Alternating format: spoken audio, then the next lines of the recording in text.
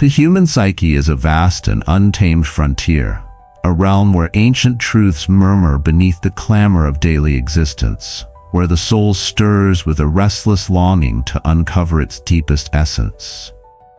To stand at this threshold is to feel a magnetic pull, a quiet, insistent urge to step beyond the known, to shed the masks of convention and discover who we truly are. Yet as we embark on this transformative journey, the world around us begins to ripple with unease. Friends grow distant, their words laced with hesitation. Colleagues cast wary glances. Even strangers seem to sense a shift they cannot articulate. This discomfort is not born of malice or superiority, but of something far more profound. The emergence of a mind so whole, so fiercely authentic, that its mere presence disrupts the fragile illusions of those who remain unawakened. In the philosophy of Carl Jung, building such a mind is not about wielding dominion over others, but about mastering the chaos within. It is the lifelong quest of individuation, the process of integrating the conscious and unconscious self into a unified, unshakable whole.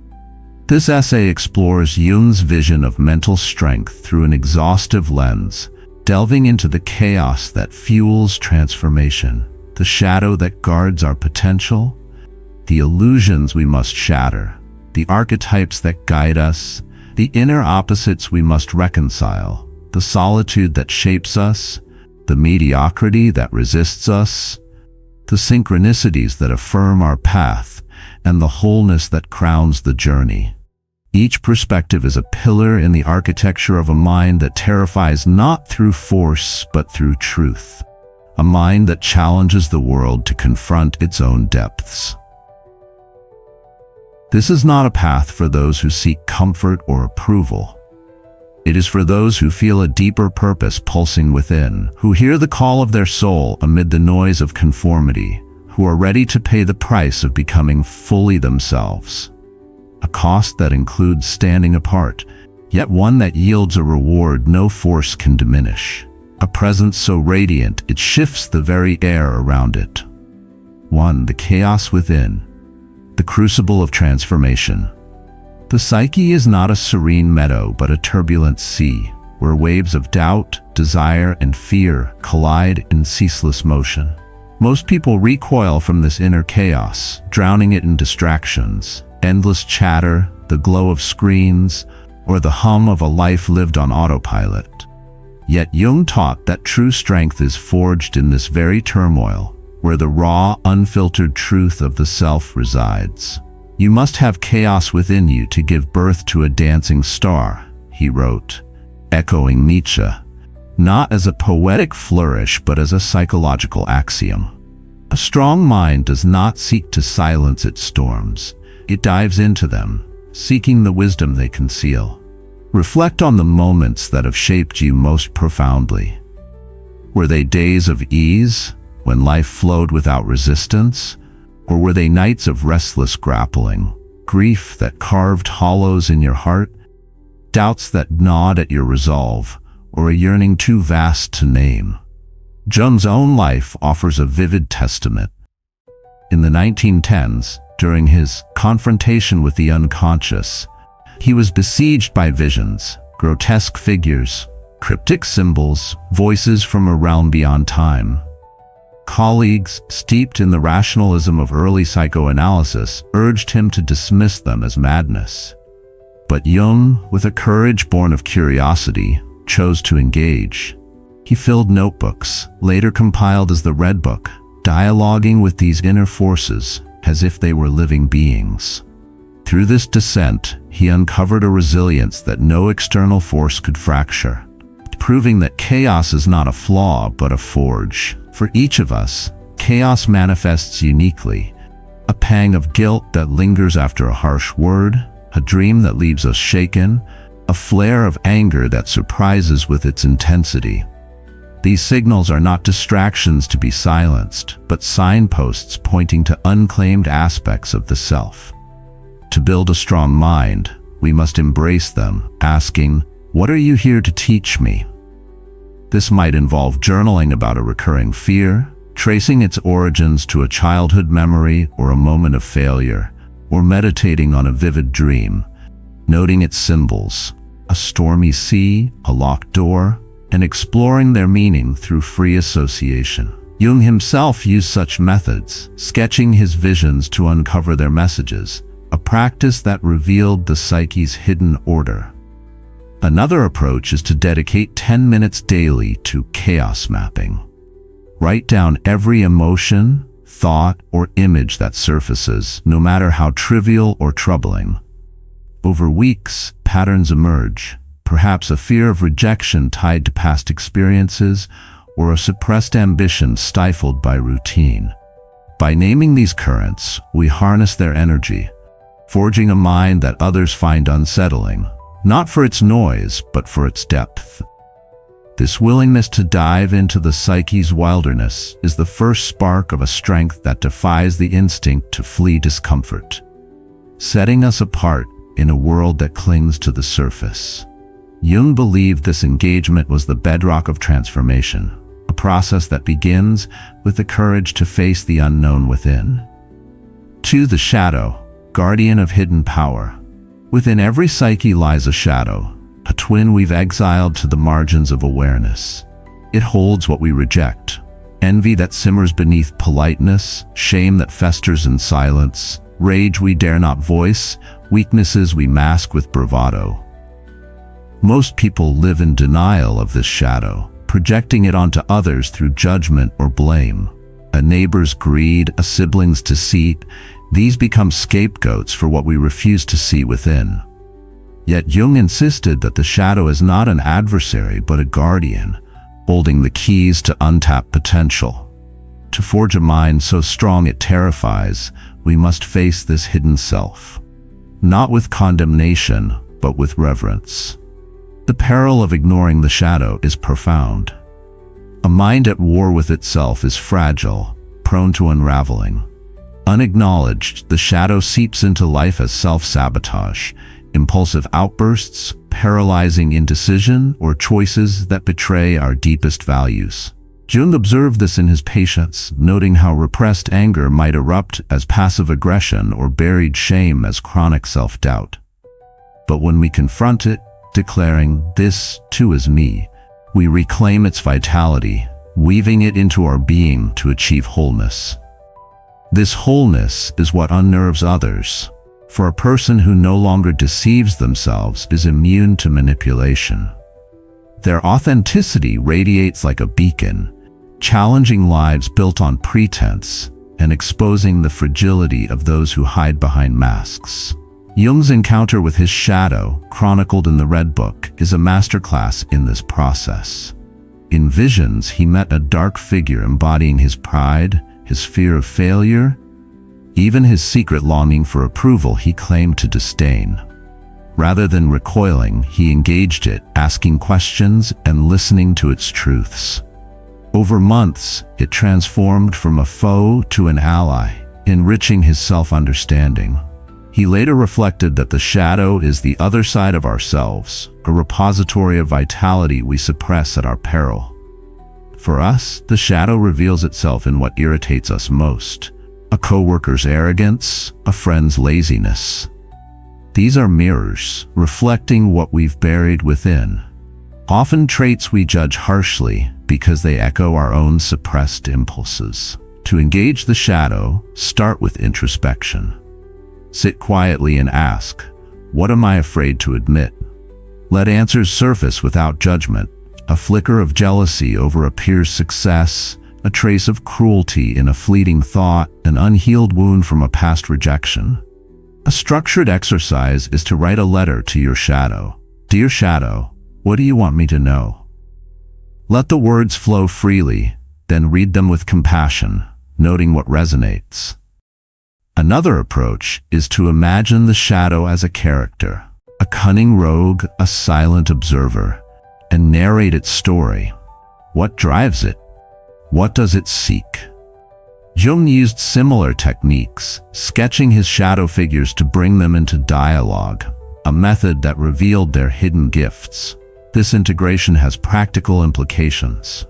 Acknowledging the shadow might mean admitting to selfish desires or suppressed ambitions, a step that liberates us from guilt and external pressures.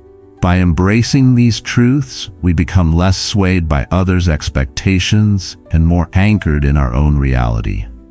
This authenticity is terrifying, not for its aggression, but for its clarity, a force that shakes the foundations of a world that thrives on denial. Jung believed this confrontation was essential to individuation, a process that transforms the shadow from a burden into a source of strength, its power evident in the unshakable presence it bestows. Number 3. The death of illusions, embracing radical freedom. A pivotal moment in building a strong mind is the shattering of illusions, the belief that an external authority holds the key to our purpose. Whether it's a deity, a leader, or the weight of societal norms, these illusions promise safety, but tether us to borrowed truths. Jung saw their dissolution as liberation, a moment when we stand alone at the center of our psyche, tasked with crafting our own meaning. This is individuation, the quest to become whole by integrating every facet of the self into a singular, unshakable presence. This freedom is both exhilarating and daunting, for it demands total responsibility. No one can define our values, absolve our pain, or chart our path. Jung experienced this realization himself, standing by Lake Zurich one starless night in 1913, the water's ripples mirroring his inner unrest. No doctrine, no system could contain him. He had to author his own story. The weight of this truth left him both isolated and alive, as if the universe itself awaited his creation. He later wrote of this as the death of God, not a theological statement but a psychological one, signaling the end of reliance on external crutches. Such responsibility unnerves others, for a mind that crafts its own purpose is beyond control. It does not bend to guilt, flattery, or the expectations of society. Its clarity, a quiet certainty in word, gaze, and action, stands in stark contrast to lives tethered to external approval. Jung noted this in his patients, who, upon embracing their own truth, often faced resistance from loved ones accustomed to their compliance. A friend might bristle at newfound assertiveness, a family member at a refusal to conform, yet this resistance only underscored their strength, for a mind that authors its own meaning radiates a presence that cannot be ignored. To cultivate this freedom, reflect on inherited beliefs. I must please others. Success is wealth. My worth lies in others' praise. Write them down, asking which align with my soul and which feel imposed. Cross out those that ring hollow, replacing them with personal truths. I value growth over comfort. My purpose is to create, not conform. This exercise, rooted in Jung's emphasis on self-definition, builds a mind that others find terrifying, not for its coldness, but for its radiant independence. Their unease reflects their own unexamined reliance on external scripts, a mirror they'd rather not face. A deeper practice is to visualize standing at your own lake, a place of solitude, perhaps a quiet shore or a forest glade, where you confront the void of external guidance. Ask, what do I create in this emptiness? The answers, whether tentative or bold, mark the beginning of a mind that no longer seeks saviors, only itself. Jung often retreated to such places, finding in nature a mirror for his inner freedom. This radical autonomy is the cornerstone of a strength that shifts the world, its terror lying in its refusal to bow to anything less than truth.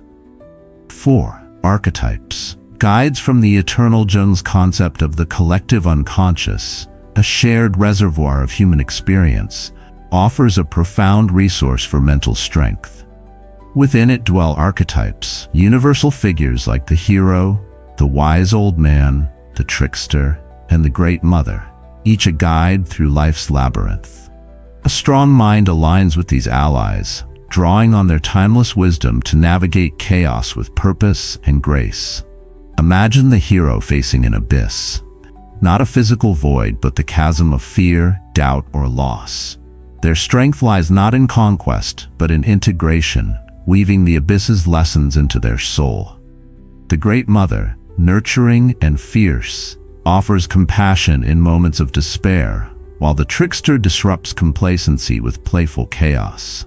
Jung met such figures in his dreams: a radiant woman, a shadowed serpent, a sage who spoke in riddles, each a messenger from the unconscious, guiding him toward wholeness.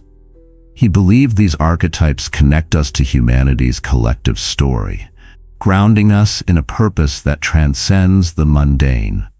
To engage with archetypes, one might ask their unconscious before sleep: who walks with me? Dreams may bring a figure, a warrior, an elder, or a symbol like a tree or a flame. Journaling about these images, asking, "What do you teach me?" unveils their guidance. For example, a dream of a lion might signal untamed courage awaiting expression, while a wise figure could urge reflection over haste. Jung's practice of active imagination, dialoguing with dream figures as if they were real, offers a powerful tool. Sit quietly, visualize an archetype, perhaps a sage or a nurturer, and ask, "What lesson do you bring?" Write the dialogue, letting it flow without censorship. Over time, this builds a mind that moves with an ancient rhythm, unshaken by fleeting trends or shallow desires. Others sense this depth as a quiet power, unsettling because it reveals the shallowness of lives disconnected from the eternal. Jung's patients often reported a newfound gravitas after connecting with archetypes, a presence that others found both inspiring and intimidating. A mind aligned with these forces carries the weight of humanity's story, its strength a challenge to the superficiality of modern existence.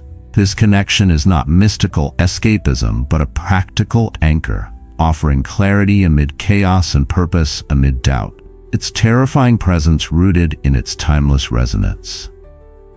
Number 5. The anima and animus, harmonizing inner opposites. Jung's philosophy extends to the anima and animus, the feminine and masculine aspects within every psyche. For men, the anima embodies sensitivity, intuition, and connection. For women, the animus represents logic, assertiveness, and independence. A strong mind reconciles these opposites, achieving a balance that radiates harmony. Without this integration, one risks rigidity, overly rational or overly emotional, leaving the mind vulnerable to imbalance. Jung wrestled with his anima, encountering her as a soulful figure in visions, teaching him to temper his intellect with feeling. He described the anima as the archetype of life itself, a bridge to the unconscious, while the animus, for women, is a guide to action and clarity. A man cultivating his anima might explore creativity, writing poetry, painting, or simply listening to his emotions, while a woman nurturing her animus could practice decisive action, setting boundaries, or pursuing goals with resolve. Jung observed this imbalance in his patients: a man overly analytical, disconnected from his heart; a woman overly accommodating, lacking assertiveness. To integrate these forces, journal about moments of imbalance, ignoring intuition in favor of logic, or shying from assertiveness to keep peace. For example, one might notice suppressing emotions to appear strong, reflecting an underdeveloped anima, or avoiding conflict to maintain harmony, indicating an unclaimed animus. Consciously practice the neglected trait, trusting a gut feeling about a decision, or speaking up in a discussion. Another exercise is to personify the anima animus. Imagine them as a figure, a gentle poet, a resolute warrior, and write a dialogue. What do you urge me to embrace? The answers guide toward balance. This harmony creates a mind that flows like a river, adapting without breaking. Others sense this equilibrium as a quiet power, unsettling because it defies the fragmentation they accept. Jung's own life reflected this balance after years of inner work, his presence marked by both warmth and resolve. A mind that unites its opposites is terrifying, not for its discord but for its wholeness. A presence that radiates unity in a divided world, its strength lying in its seamless integration of the self. 6. The solitude of wholeness. As the mind grows stronger, a paradox emerges. The deeper one journeys into the self, the lonelier one may feel.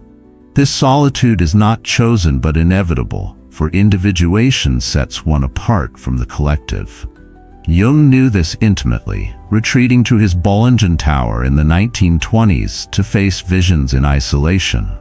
He carved stone, painted, and dialogued with his unconscious, and longing for connection, but discovering that solitude is a privilege, a crucible where the self is forged without pretense. Others may misinterpret this distance, calling it arrogance or selfishness, urging conformity to preserve social bonds. But a strong mind resists, recognizing that truth is found in silence. Like a lighthouse enduring the waves, it stands firm, its light guiding rather than blinding. Yet some will turn away, unready to face what it reveals. Jung's own isolation grew as his ideas diverged from mainstream psychology, yet he saw it as essential to his growth, a space where he could hear the psyche's quiet voice. To cultivate this strength, practice solitude daily, 15 minutes free from noise, asking, "Who am I without others' eyes?" The answers, whether peaceful or unsettling, mark the beginning of a mind that needs no applause, only truth. Another approach is to sit in nature, a forest, a shore, and observe thoughts as they pass, noting what emerges when external voices fade. Jung often found solace in such settings, using them to deepen his self-awareness. This self-sufficiency terrifies, for it thrives beyond the reach of societal demands, a beacon in a world that craves belonging over being. 7. Confronting mediocrity, the collective's resistance. A mind that embraces its truth inevitably challenges mediocrity, the unspoken pact to remain small, to uphold sameness. When one integrates their shadow, aligns with archetypes, and balances inner opposites, they break this pact, not through rebellion, but through presence. Jung faced this resistance when sharing his ideas. Colleagues dismissed him as a mystic, fearing his depth exposed their shallowness. The collective attacks not with force but with subtlety, whispers, exclusion, the pressure to conform. Mediocrity fears such a mind, not for its harm, but for its mirror, reflecting choices others avoid. Jung's persistence, despite ridicule, shows the way. When others call you too intense or too different, they reveal their discomfort with a presence that demands awakening. This battle is won by being, refusing to shrink, standing firm in truth. A practical exercise is to practice small acts of authenticity. Voice an unpopular opinion in a group, or pursue a passion despite skepticism. These acts build a mind that others find terrifying, not for its rebellion but for its clarity, a challenge to lives lived in denial. 8. Synchronicity, the dance of meaning. Jung's concept of synchronicity, meaningful coincidences that defy causality, adds a mystical dimension to mental strength. A strong mind notices these moments, a chance encounter, a recurring symbol, as messages from the unconscious, affirming its path. Jung experienced this in 1928, when a patient's dream of a scarab coincided with one appearing at his window, signaling a therapeutic breakthrough. He saw synchronicity as evidence of a deeper order, a dialogue between psyche and world. Recognizing synchronicity requires openness. Keep a journal of coincidences, a book read at the right moment, a conversation that shifts perspective. Reflect. What does this moment reveal about my path? A mind attuned to synchronicity moves with confidence, its alignment with the universe's rhythm unnerving to those bound by logic alone. Jung believed these events were not random but purposeful. a thread connecting the individual to the cosmos. This quiet certainty, rooted in meaning, amplifies its terrifying presence, a testament to a life lived in harmony with the unseen. 9. The price and power of wholeness. Building a mind so strong it terrifies is a monumental endeavor, demanding sacrifices that test the soul. Friendships rooted in illusion will dissolve, unable to withstand authenticity's glare. Opportunities tied to conformity, a secure job, a predictable life, will vanish, replaced by paths that honor truth. Solitude will replace belonging, and doubt will linger like a shadow. Jung learned this through his trials, his visions tearing him apart only to remake him whole. The rewards, however, are transcendent. Integrity radiates without effort, a quiet force that commands respect. Clarity pierces deception, seeing the world as it is. Presence, unshaken, fully alive, makes others pause, not by demand, but by its weight. At Bollingen, in Dreams That Spoke When No One Would, Jung found a strength that endured. To begin, reflect on a hidden truth, a fear buried, a dream silenced, a desire unspoken. Write it in a journal and declare it to yourself. Practice shadow dialogues, archetype meditations, or synchronicity awareness, weaving them into daily life. Stand by your own lake, asking, "What do I create?" The path is arduous, but its radiance is unmatched, a life lived fully, authentically, unafraid. In Jung's vision, such a mind is not alone but ahead, a lighthouse guiding those ready to follow. Its terror lies not in harm but in truth, a mirror to the world's potential, a call to awaken that echoes eternally.